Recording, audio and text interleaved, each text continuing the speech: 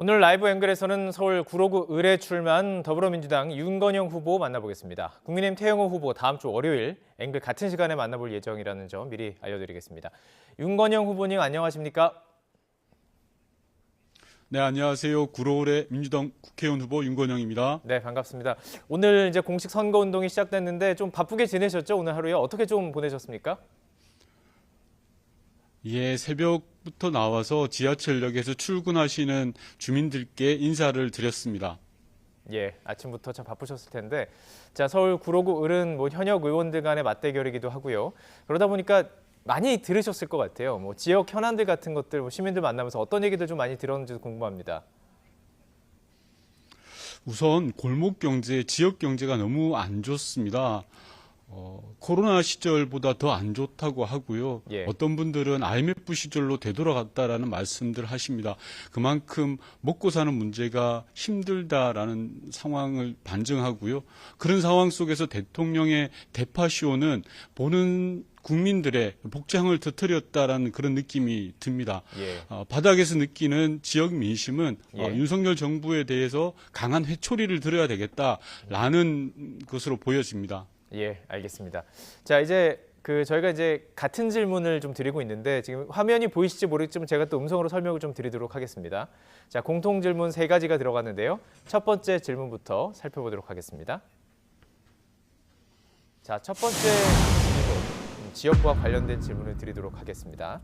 윤건영 후보에게 구로구란 4년간 이 지역에서 국회의원으로 활동을 했습니다. 그러다 보니까 또 의미가 남다르실 것 같은데요. 의원님에게 이 후보님에게 구로을이란 어떤 곳인지 말씀해 주시죠.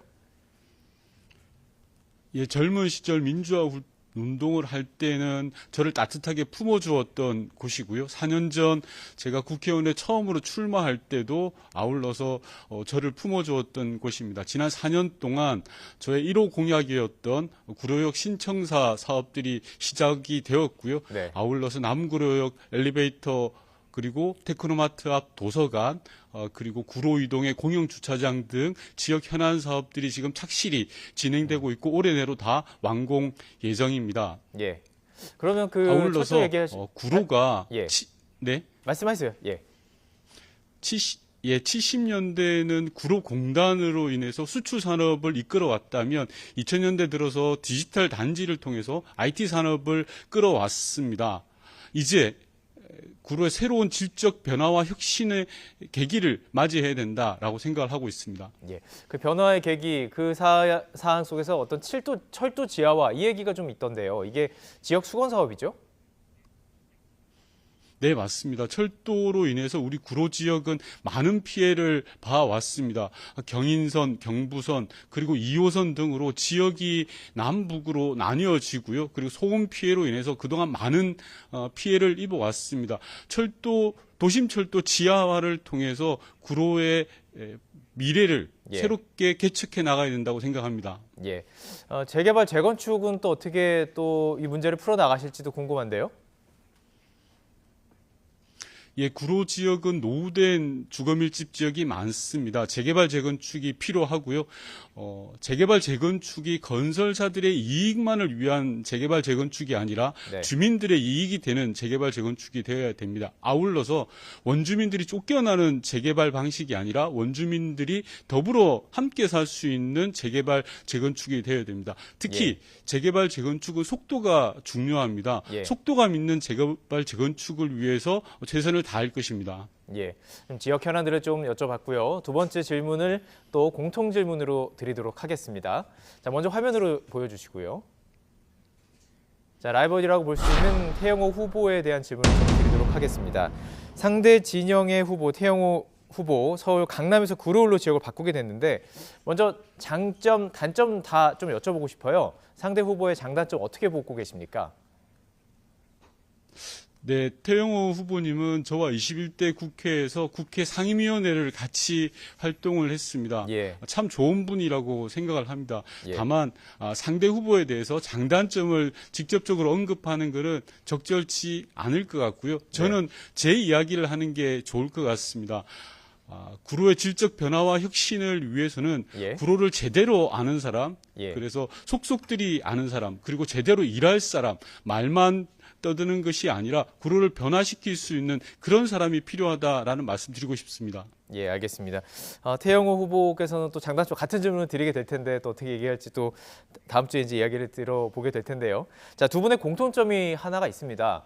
후보님께서는 문재인 정부 대북 특사였고요. 태영호 의원 뭐 잘 알다시피 탈북 외교관이죠.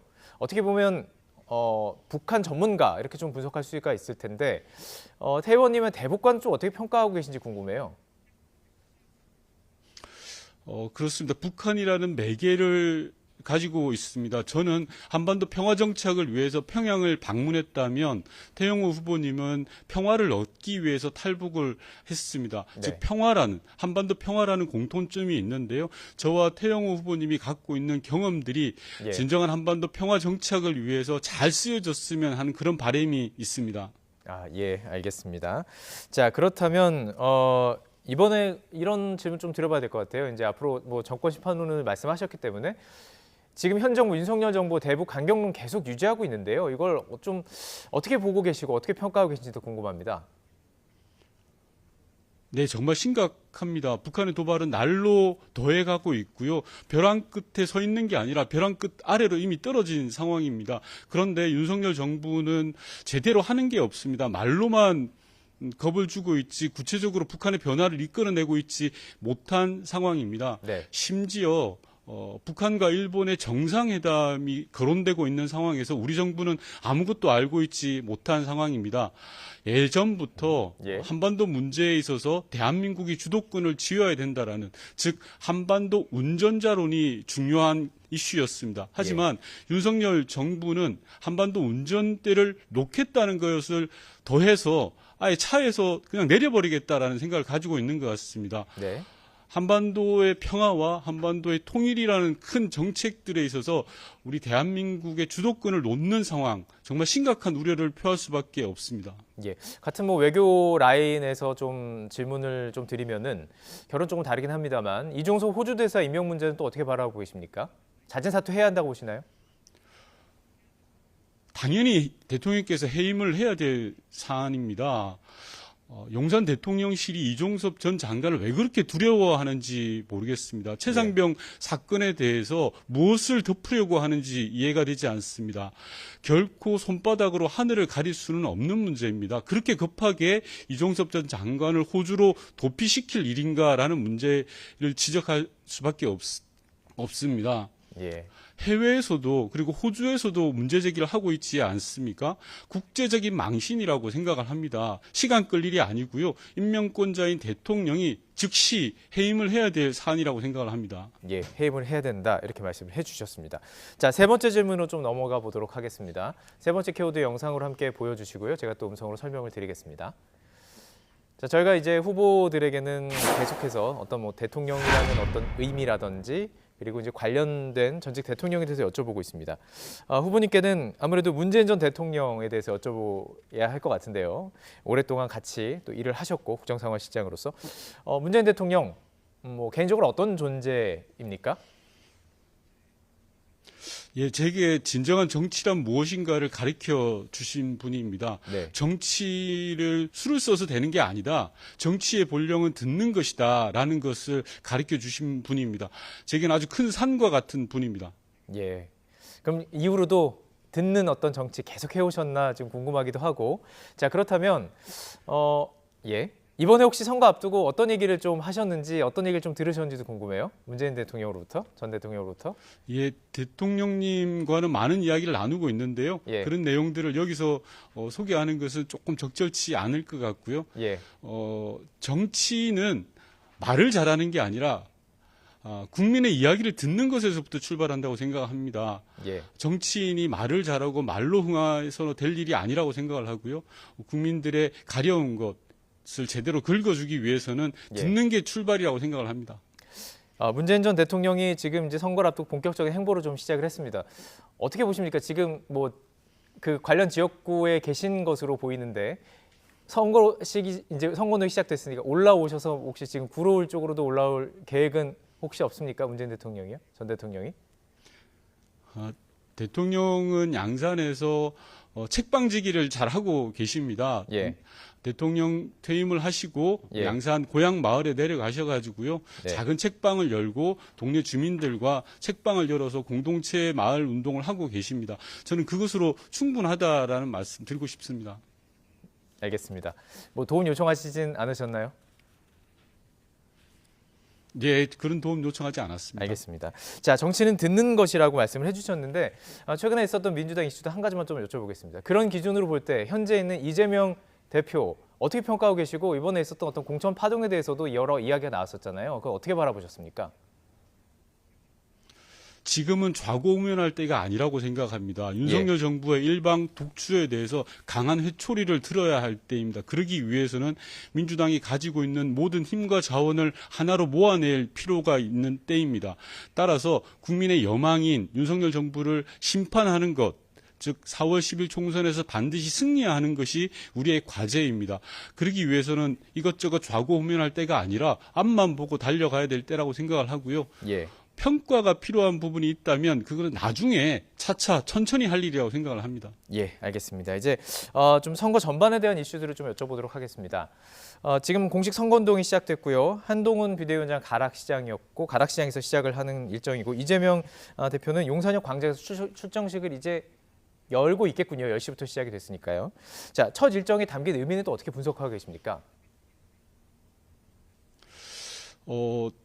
제가 이런 말씀드리면 좀 외람될 수 있는데요. 상대 후보의 대표인 한동훈 위원장께서는 너무 보여주기만을 위한 걸 하는 거 아닌가 싶습니다. 대통령께서도 대파쇼를 하더니 한동훈 위원장께서도 그러는 것 같다라는 생각이 듭니다. 예.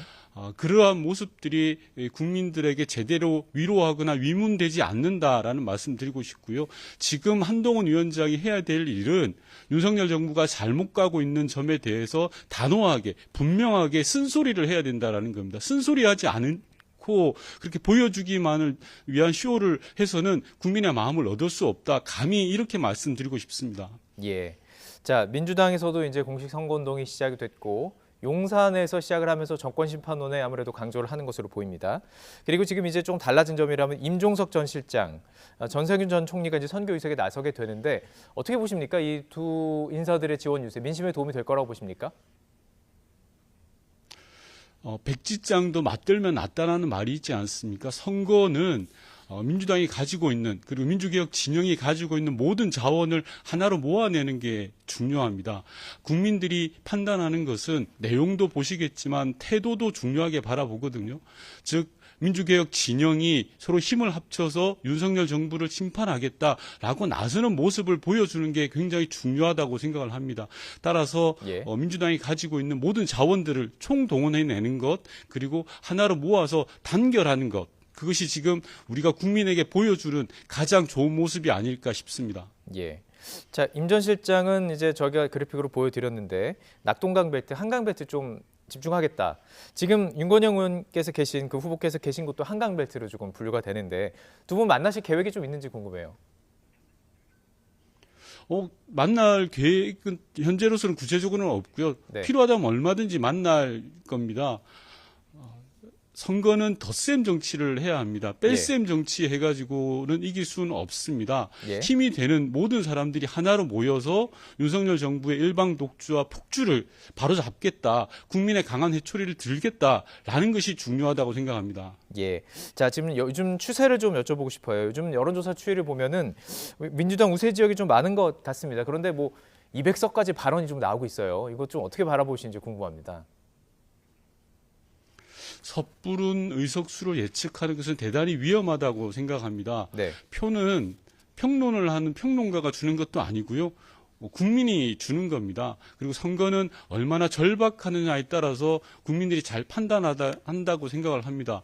저희 같은 정치인들이 해야 할 일은 한 명 한 명을 절박한 심정으로 만나서 듣고 설명하는 것입니다. 예. 그래서 그런 모습들을 보고 국민들이 판단하는 것이지요. 예. 200석이다, 또는 과반 의석이다라고 섣부른 의석 예측은 해서는 안 되는 일이라고 생각을 합니다. 개인적으로 몇 석 정도로 예상하고 계십니까? 그것은 국민이 판단할 몫이지 제가 판단할 부분은 아닙니다. 알겠습니다. 자, 듣고 설명하는 것이 정치다라고 말씀해 주셨는데 이재명 대표가 요즘 계속 좀 발언 수위를 높여가고 있습니다. 그러다 보니까 이제 반대 측에서는 너무 심한 말이다, 일일 일설하다 이렇게 좀 공격을 하고 있는데요. 이건 또 어떻게 바라보시는지요? 아마도 국민의힘이 바라는 듯한 모습일 것 같습니다. 그리고 제가 볼 때는 아직 그런 것 같지는 않고요. 다만 선거는 겸손해야 합니다. 앞서 말씀드린 것처럼 절박하고 겸손한 모습을 국민들이 봐주신다라고 생각을 하거든요. 뭐 저를 비롯해서 민주당 출마자 전원이 절박한 마음, 겸손한 마음으로 국민들을 맞이하고 있다. 저는 그렇게 생각합니다. 예. 자, 뭐 일각에서는 이런 좀 행보가 요즘 계속 좀 주가를 올린다는 표현이 맞을 것 같습니다. 조국 혁신당이 계속 이제 여론조사에서 높은 지지율을 받기 때문에 좀 의식한 것이 아니냐라는 얘기가 있어요. 요즘 어떻게 보고 계신지 궁금합니다. 조국 혁신당의 어떤 바람, 어떤 뭐 상승세 이걸 어떻게 좀 분석하고 계십니까? 조국 혁신당과 민주당의 가는 방향은 똑같다고 생각을 합니다. 즉 윤석열 정부에 대한 회초리를 들자라는 방향은 동일하는데요. 다만 방법이 다르지요. 가는 길이 서로 다른 것 같습니다. 따라서 어떤 때는 협력을 하기도 하고요. 어떤 때는 경쟁을 해야 되기도 합니다. 비례대표 같은 경우에는 경쟁 관계에 있는 거지요. 그래서 서로가 윈윈할 수 있는 관계를 모색하는 것이 중요하다라는 말씀 드리고 싶습니다.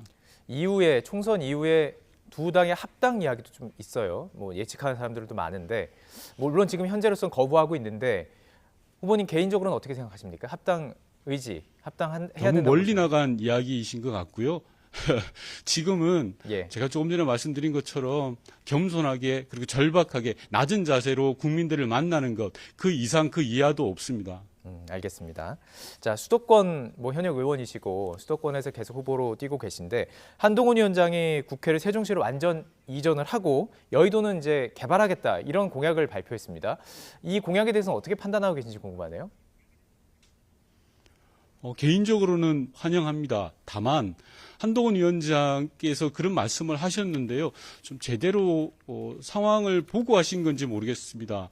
여의도에서 국회를 완전히 이전을 하려면 헌법 개정 사항입니다. 예. 헌법을 개정을 해야 됩니다.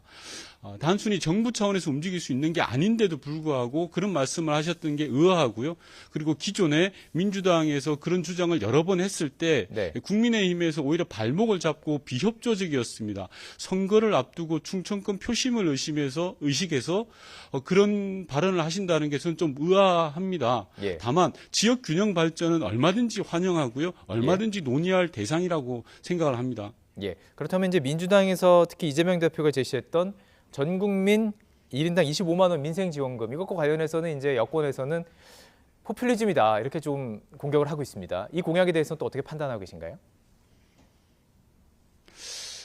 국민의힘은 세상 물정을 좀 모른다라는 말씀을 좀 감히 드리고 싶습니다. 지금 골목을 한번 다녀보셔라라는 말씀 드릴게요. 네. 많은 외식업의 사장님들 그리고 골목 상권에 계신 분들이 죽으라 하루하루를 버티고 계십니다. 모두에 말씀드린 것처럼 IMF 시절보다 더하다라는 그런 비명을 지르고 있습니다. 그런 예. 상황에서 정부가 해야 될 일이 뭐겠습니까? 정부의 재정을 과감하게 투자를 해서 경기를 일으키는 것이어야 됩니다. 예. 지금 윤석열 정부는 아무것도 하지 않고 있습니다. 국민들이 힘들어하고 괴로워할 때 손을 내미는 게 정치고 정부입니다. 정부의 역할을 외면하고 있다고 생각을 하는데 예. 야당의 그런 제안에 대해서 그런 식의 반응은 국민에 대한 기본적인 예의조차 없는 그런 것이라고 생각을 합니다. 예, 알겠습니다. 뭐 양당의 공약에 대해서도 한번 여쭤봤습니다. 자, 오늘 라이브 앵글 서울 구로구 출마한 더불어민주당 윤건영 후보 만나봤고요. 국민의힘 태영 후보는 다음 주에 또 같은 시간에 같은 질문을 가지고 만나보도록 하겠습니다. 네, 윤건영 후보님 오늘 말씀 잘 들었습니다. 고맙습니다. 수고하셨습니다. 네, 감사합니다.